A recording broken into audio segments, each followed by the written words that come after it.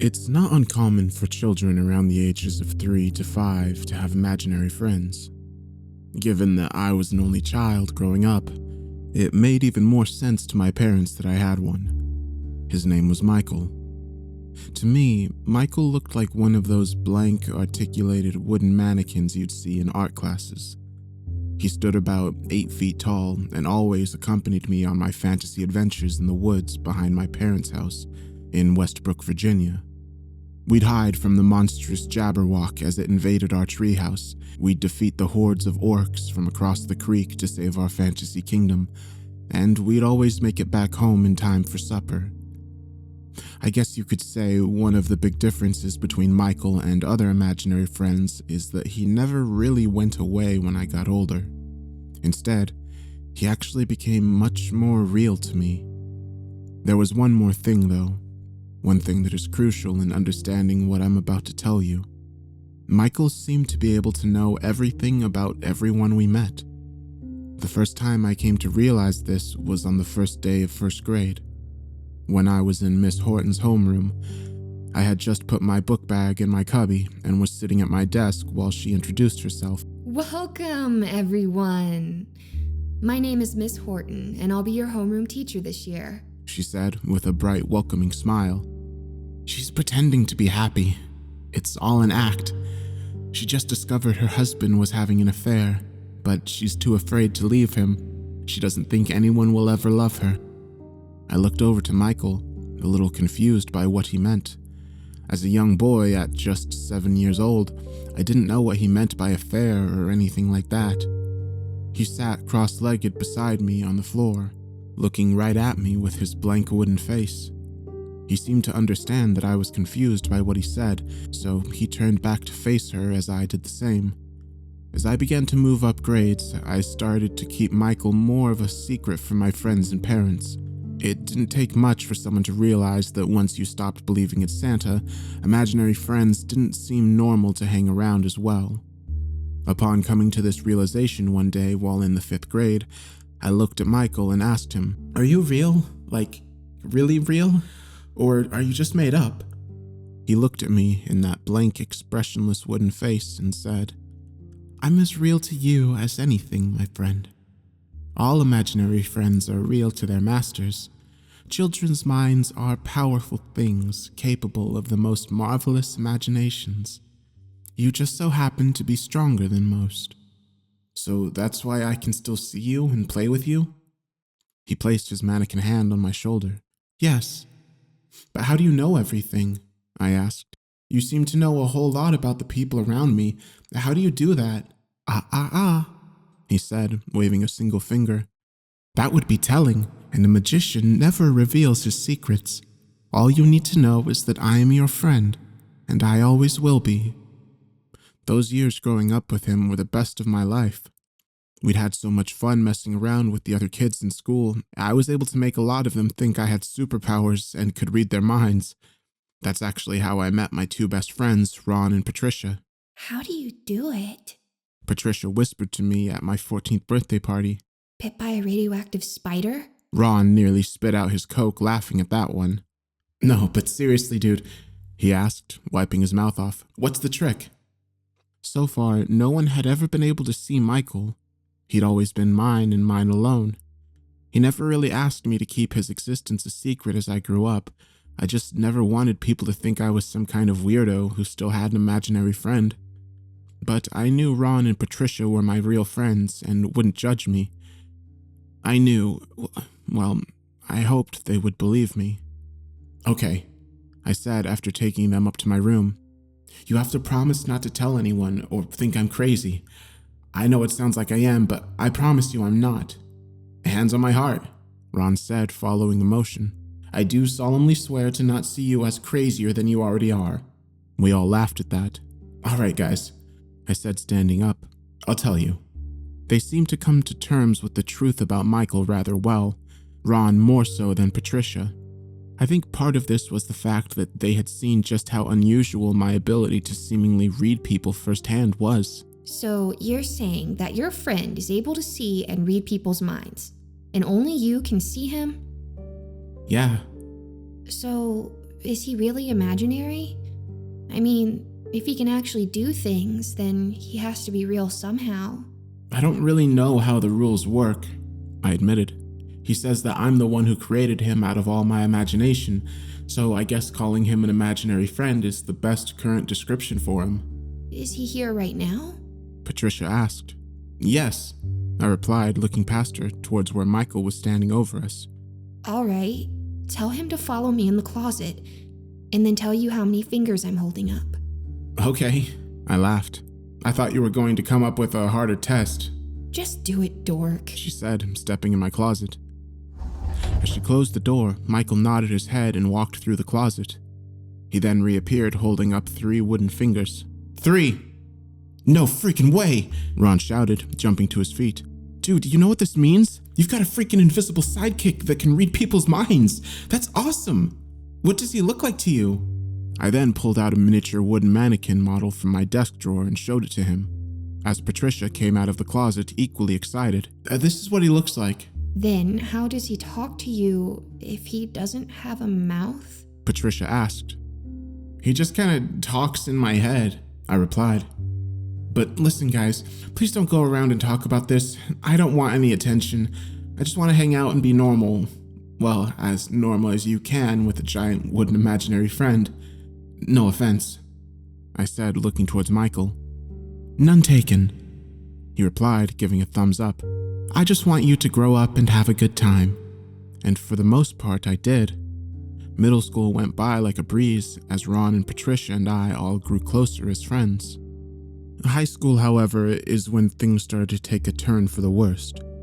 While sitting at the lunch table with them, this run-of-the-mill senior asshole by the name of Connor Bowman decided today was a good day to screw around with the freshmen. Hey, dumbasses, he said, walking up to us with his friends. You're at our table. There's one right across from here. Just go sit there, Ron said, trying to hold his ground while not starting a fight in the process. What'd you say? Connor said as he leaned closer to Ron. Because I swear I just heard some shit come out of your mouth. He then swatted Ron's water bottle out of his hand as it spilled onto the floor. Oh, I'm sorry about that, pal. I can get pretty clumsy when I'm pissed. His mother is in the hospital, Michael said to me as he stood behind Connor and his friends. She was drunk behind the wheel when she veered off the road. She turned to alcohol because of her abusive husband. I really don't know what in God's name put the fire in my belly to say what I said next, but to be honest, I wasn't planning on starting the year off being screwed around with by a couple of dickheads who thought they were the top of the food chain. Why don't you go eat with your mom? I said, while taking a bite of my hot dog. I'm sure she could use the company in the hospital. That is, unless your dad decides to pay her a visit. They say sticks and stones may break your bones, but words will never hurt you. But those words seemed to jab into his ego like a flaming knife through butter. His face turned blood red while his eyes seemed to go completely black. You motherfucker! He started to shout as he raised a fist to me. I quickly braced myself for the oncoming blow, but it never came. Instead, there was just a quick series of wheezing coughs as Connor fell to his knees with his hands around his throat. Suddenly, I clenched my hands to my head as a shot of pain ran through it, quickly being replaced with a thudding beat, growing faster and faster with each thunderous pulse. Connor, are you okay? What's wrong? One of his friends shouted as they knelt down beside him. His eyes were bloodshot and his face was full of panic as he tried to breathe. Suddenly, he collapsed onto the floor, writhing like a fish out of water. Every single muscle in his body seemed to contort as he began to seize. Barely understand the situation as I backed away, trying to concentrate as that pulsing beat grew faster and faster in my head. His friends leaned down to try to keep him still until Connor started spewing out thick, black sprays of blood all over him, causing him to fall backwards. That's when everyone started to gather around the scene, just as he started to shake more and more violently. With a choking series of gargles, blood began to pour out of his eyes and ears. The beating in my head began to slow to a steady pace, before eventually crawling down to complete silence. As it quieted itself from my mind, a teacher rushed over to try to perform CPR on him, but it was too late. All the while, Michael continued to stare down at the bloody body with his blank, expressionless face. When he returned my gaze, that's when I knew what had just happened, and the realization dragged my heart down to my chest. Without saying anything, I quickly made my way out of the cafeteria down to the bathroom. After making sure it was empty, I rushed over to the nearest stall and locked myself inside, taking just a moment to wipe the sweat off my forehead. "Carson?" Michael asked as I saw his wooden feet standing just outside the stall. "Are you all right? Did you do that?" I whispered, rocking myself back and forth. "Yes." I knew he was telling the truth. He always did. But just this once, I wanted him to lie to me. "Why? Why did you do that?" "He was going to hurt you and your friends," he said in my mind. "His mother is going to die tomorrow. Then it would have just been him and his father until he turned 19. Then he would have turned to drugs at the age of 23. He would father 2 children and neglect them as his own father did to him. His depression would then grow to such an uncontrollable amount that after taking their lives, he would take to the streets and kill 37 others. He would then turn the gun on himself. Now, none of that will ever happen. None of those people's lives will be lost by his hand." "But how did you know that? I know you can read minds, but how do you know their future? He couldn't have been older than 18 and you just killed him." "I just wanted you to be safe and happy." "Do I sound happy?" For the first time, Michael didn't reply. He just stood there silently. "Just go away," I finally said. "I don't want to see you right now." "But Carson." "Go away!" I yelled back, banging my fist against the stall door. When I looked back at the floor, he wasn't there. It was just me. Once the school called out to the parents, most of the students, including me, got early dismissals. After my dad picked me up, the ride home was silent. I think Mr. Blankenship, the 9th grade guidance counselor, called my dad and told him of the more sensitive details, given that I was in direct contact with Connor when he died. Ron and Patricia seemed to be understanding as well when I told them I just wanted to be by myself for a little while. I stayed in my room for the rest of the day, staring at the small model of Michael laying on my dresser. Maybe he had good intentions of protecting me, but everything that I had seen, the pain that was endured. I mean, don't get me wrong, the guy was an asshole, but he didn't deserve that. He didn't deserve to die. Eventually, I seemed to drift off to sleep and was met with the most surreal and vivid experience I have ever had. I was standing in the middle of a vast, sterile, rocky wasteland. Razor-sharp, serrated mountains towered up into the sky that was crinkled as if it was made of paper. Across the horizon before me was the ruins of a vast silver city. A storm seemed to be brewing over it, as thunder rolled over the dark clouds overhead, echoing throughout the landscape towards me. Without knowing where I was or what to do, I began walking towards it. Along the way, I passed by craters the size of small communities. Thick black smoke was still billowing out of them. The closer I came to the city, the more I could start to make out the sounds coming from it. At first, I thought it had been thunder from a storm, but more and more, it began to sound like the anguished roars of some great beast.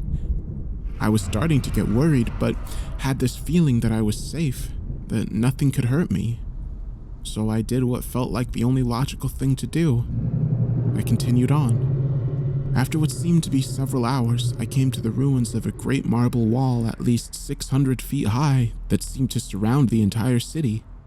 It looked as if a combination of some great battle along with the unforgiving degradation of time had worn it down to a shadow of its former self. Slowly, I began to make my way around the broken marble in search for a crack or break in the towering structure large enough to drag myself through. Eventually, I found a rupture about 3 feet wide at the base of the wall. I slowly began to crawl through it. The ground underneath was hard and sharp, as if made of a combination of rock and glass. The hardest part of the entire ordeal was maneuvering myself along as not to shred every inch of my body. As I came through the opposite end of the marble, I was met with a scene I still have trouble fully comprehending to this day.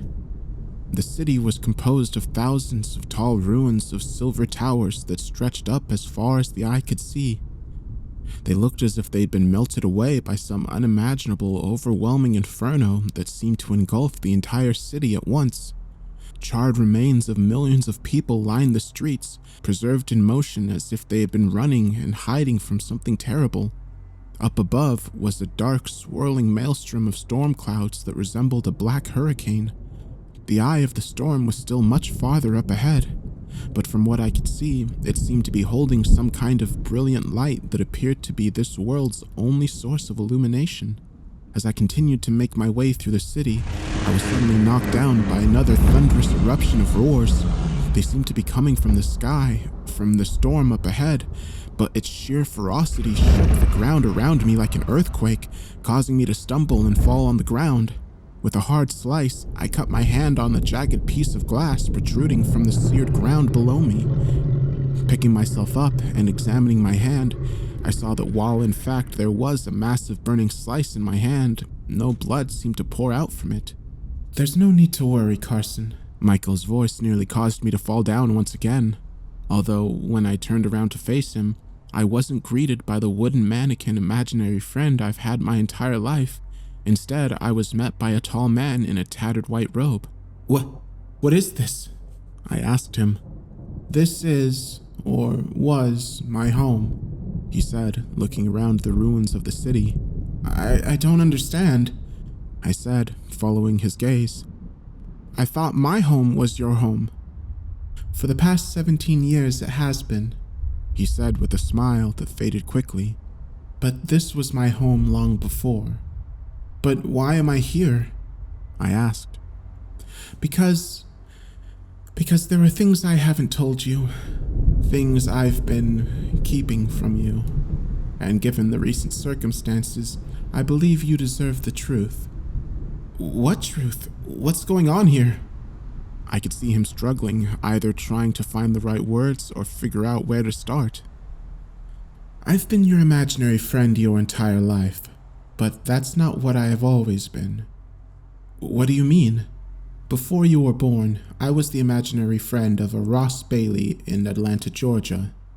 Before that, there was Rachel Black in Glenroth, Scotland. I have been the friend of millions of children throughout their childhoods. But before that, before all of that, I was something else. I was what you would call an angel." "An angel?" I asked.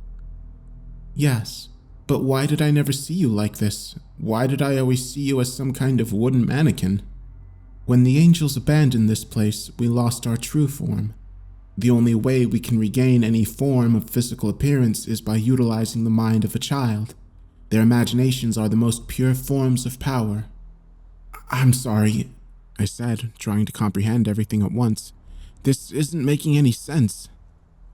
"I know it's hard to understand," he said, placing a gentle hand on my shoulder. "I knew that just telling you wouldn't be any good. That's why I brought you here in spirit, to show you." "But what is this place?" I asked my oldest friend. "This," he said with a sense of euphoria as he looked around the ruins of the Silver City. "This was paradise. This was heaven." "Heaven?" I asked, expecting much more from the glorious afterlife that I'd always heard so much about in Sunday school. "But what happened here?" "It was abandoned by the saints and his servants after the ethereal judgment." He then began to look up towards the burning glow at the center of the storm. "The Creator tried to scorch the whole of reality in its infinite inferno, burning everything that it had ever created away into nothingness." "God," I said. "You're telling me that God tried to destroy the universe? Why?" "The Creator, God, became insane. I don't know why or how, but it did. One day, without warning, God began to scream and howl throughout all of paradise, exclaiming that it had found its true origin, and that it had discovered the truth to it all, and proclaimed its grand design an abomination. It set forth its divine fire to smite the heavens and the earth, but the disciples of the light, along with the saints of old, rose up against it, winning the war in heaven, imprisoning the Creator in chains forged from its light of creation." Walking towards one of the charred figures who was petrified in the moment of cradling their head against the ground. "It became clear that the paradise was no longer safe. In the end, the last of the seraphim evacuated the angels out of this domain to the mortal world. Except without being in the presence of the Creator, we had no corporeal form. He was about to continue until suddenly the sky cracked as a thunderous, insane voice boomed from the sky, bellowing. Then a series of burning chains with links the size of skyscrapers began to fall through the clouds as the eye of the thundering maelstrom began to expand, revealing a howling stellar inferno of light that seemed to be the source of all this madness. I will be freed. The light soared with the sound of thunder that shook the silver towers to their core. The ground began to buckle and quake as the silver spires around us started to crack and collapse. Michael grabbed my shoulders and gave me a look of complete terror as the sky tore apart into fire above him. Listen to me. I have to do something, but I promise that everything is going to be all right. What are you talking about? I cried as the air seemed to erupt all around us. I only wanted to keep you safe, Carson. I only wanted you to grow into the amazing person I know you'll become. I knew what he was doing. He was saying goodbye to me, but I didn't want him to. Despite everything that had happened earlier, despite the universe seemingly collapsing around on us, I didn't want him to go. I didn't want to say goodbye to the one true friend that had been there my entire life. No, please! I pleaded to him. Let's just go home. There won't be a home to go to if I don't stop this. Behind him, I could see hordes of flying creatures hurtling themselves towards the ferocious inferno that was the creator and destined destroyer of all things. They quickly seemed to morph and shape themselves into molds of hard light, like into my eyes. Tears started flowing down his own. I love you. Without being able to utter a single word to him, he shoved me to the ground. Packed at the glass, I suddenly shot back up in my bed, panting with sweat caked on my clothes. Thunder exploded outside as rain poured down on my bedroom window, causing me to nearly scream in terror. Looking down at my alarm clock, I saw that it was 2:35 a.m. As I reached up to wipe the sweat away from my forehead, my hand suddenly began to sting and burn. After looking down, I saw the scarring remnants of a massive cut that had not been there the day before. It was the same cut that I had gotten while in that place. Michael? I asked frantically, looking around my room. Michael, where are you? For the first time, he never appeared. For the first time in my life, it seemed that I was completely alone. I've tried my best to carry on with myself since then. After graduating, I slowly started to lose touch with Ron and Patricia. Not that they did anything wrong, but because I wasn't myself anymore. All those years ago, I lost a major part of my life. I lost the best friend I ever had, and I've never been able to fully recover from it. But I'm trying my best, because I know that would be what he would want. But whoever you are hearing this, I want to tell you something. Whatever you do, don't let go of your imagination, because somewhere out there, there may be someone that needs it.